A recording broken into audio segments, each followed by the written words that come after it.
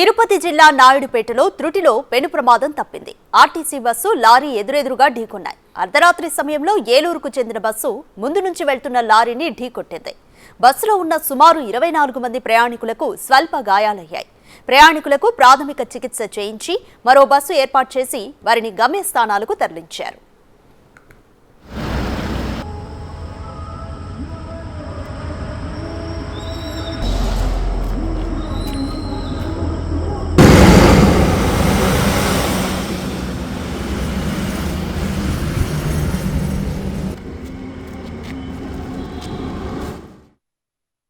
Naidupeta NH5 ఇన్నమాల crossing వద్ద Eluru depot సంబంధించిన bus ముందర పోతున్న లారీకి తగిలింది.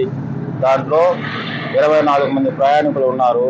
వారికి ఎటువంటి గాయాలు కాలేదు. చిన్న చిన్న స్వల్ప గాయాలు అవగా వారిని దగ్గరలో ఉన్న గవర్నమెంట్ హాస్పిటల్కి తరలించి ప్రాథమిక చికిత్స చేయించి తర్వాత సూలూరుపేట డిపో వారికి సమాచారం తెలుపుగా సూలూరుపేట డిపో నుంచి అధికారులు వచ్చి వారిని వేరే బస్సులో ఎక్కించి వారి